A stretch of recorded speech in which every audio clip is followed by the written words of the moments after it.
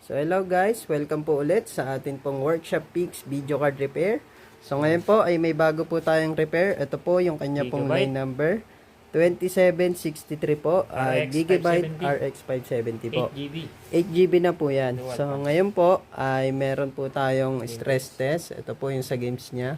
So yan, makikita niyo po. 3 PS. Ayan po. UPU temperature 76 degree.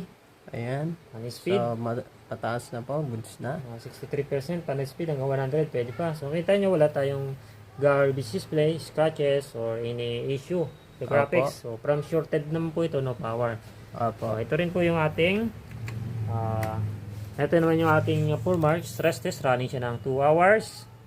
Yan. So yan, makikita nyo guys. So, yung ito kanyang po. EPS is average 60, 60. maximum is 727. Taas naman na.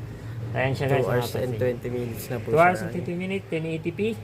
Yan, mapansin nyo. So, ayan siya. Detected. Ang graphics natin, ito yung driver natin, detected. Ayan, as you can see, Ayan po, naka-install ang yung ating wrapper. driver. Ayan na po. Naka-install po yan. Mapansin nyo. Detected po siya.